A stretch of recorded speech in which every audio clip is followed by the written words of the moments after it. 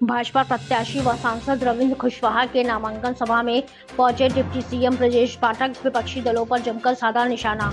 खबर उत्तर प्रदेश के बलिया से है, जहां बुधवार को सलेमपुर लोकसभा क्षेत्र से भाजपा प्रत्याशी व सांसद रविंद्र कुशवाहा के नामांकन सभा में पहुंचे उत्तर प्रदेश के उप मुख्यमंत्री ब्रजेश पाठक ने विपक्षी दलों पर जमकर हमला बोला। उन्होंने कहा कि यह लोकसभा का चुनाव अयोध्या में राम मंदिर बनाने वाले राम भक्त और विपक्ष में राम भक्तों पर गोलियां चलाने वालों की बीच जीत है।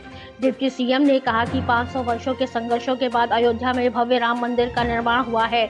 देश में 2004 से 2014 तक कांग्रेस पार्टी ने भ्रष्टाचार और घोटाले से सरकार चलती थी तथा घोटाले में उनकी आधा दर्जन मंत्री जेल गए थे। लेकिन जब आप लोगों ने 2014 में देश की बागडोर प्रधानमंत्री नरेंद्र मोदी के हाथों में सौंपी है, पूरा देश भ्रष्टाचार मुक्त हुआ था तथा देश की वास्तविक ताकत व विकास का डंका पूरे दुनिया में बज रहा है।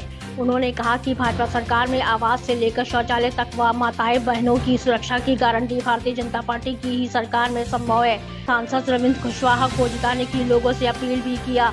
आगे उन्होंने ये क्या कुछ कहा, देखिए इस रिपोर्ट में। अभी तक मोदी जी की सरकार, भारतीय जनता पार्टी के गठबंधन की एनडीए की सरकार चल रही है और 4 से लेकर 14 तक कांग्रेस पार्टी के गठबंधन की यूपीए 1 और यूपीए 2 की सरकार थी।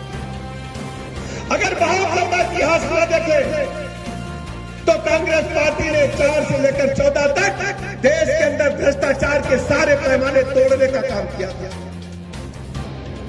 कांग्रेस की सरकार थी और कांग्रेस के ही ढेर सारे मंत्री जेल खाने की हवा खा रहे थे भ्रष्टाचार में। नया मोबाइल आया था, 2G स्पेक्ट्रम घोटाला हुआ था तो उनके संचार मंत्री जेल खाने चले गए थे और सरकार उन्हीं की थी, जेल की हवा खा रहे थे। कोयला घोटाला हुआ था तो उनके मंत्री जेल खाने के अंदर ठूस दिए गए थे, सरकार उन्हीं की थी। सेना के बने भवनों में घोटाला हुआ और हद तो तब हो गई जब कॉमनवेल्थ देशों के खिलाड़ी दिल्ली में इकट्ठा हुए, कॉमनवेल्थ के खेल हो रहे थे, खेलों में भी घोटाला हो गया तो उनके खेल मंत्री जेल के सीटों के पीछे चले गए थे। कांग्रेस पार्टी 4 से 14 तक भ्रष्टाचार के दलदल में डूबी हुई पार्टी थी। पूरी दुनिया में भारत माता की छवि खराब हो रही थी। उस समय भारत के लोगों ने, उत्तर प्रदेश के लोगों ने माननीय प्रधानमंत्री नरेंद्र मोदी जी के हाथों में 14 में बागडोर सौंपने का काम किया था। मोदी जी के सामने 2 चुनौतियां बनी थी।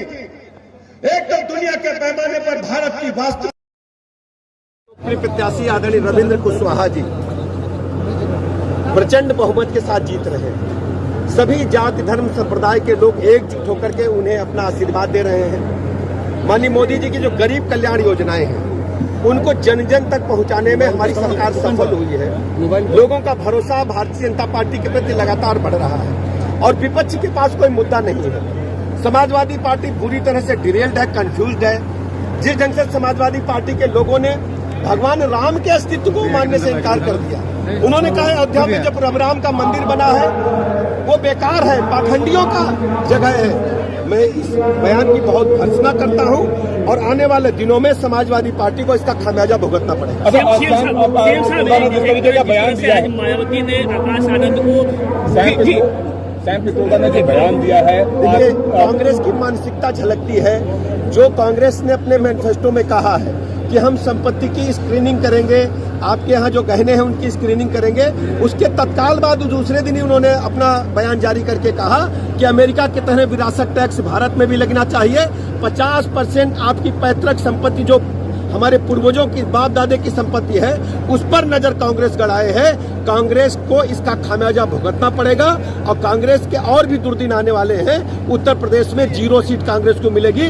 रायबरेली, अमेठी सहित सभी सीटों पर भारतीय जनता पार्टी। मुसलमानों को उत्तर भारतीय जो है वो अरबी है, पूर्व वाले जो है वो चाइनीज दिखते हैं या फिर साउथ वाले। सैम पित्रोदा इस प्रकार की हमेशा कंफ्यूजिंग बातें, लोगों को गुमराह करने के लिए, भारत को समाज में बांटने वाली बातें करते रहते हैं और ये सब कांग्रेस की दिमागी हरकत है। कांग्रेस की ही सोच इस प्रकार की है कि देश में हमेशा इस प्रकार की अव्यवस्था को उत्पन्न किया। लालू जी मुसलमानों को आरक्षण देने की बात कर रहे हैं, बहुत ही दुखद है। आप जानते हैं कि वो सब तुष्टीकरण की राजनीति करते हैं। भारतीय जनता पार्टी सर्व समाज को साथ लेकर सर एक सबसे बड़ा सवाल है कि कांग्रेस ने जिस तरह से राहुल गांधी पूरे चुनाव से पहले अडानी के खिलाफ लगातार बयानबाजी करते रहे, लेकिन चुनाव के समय में वो राहुल गांधी हो, प्रियंका गांधी हो या कांग्रेस के कोई नेता हो, अडानी के ये खिलाफ फ्रस्ट्रेशन में है। इनके पास कोई नीति एजेंडा नहीं है।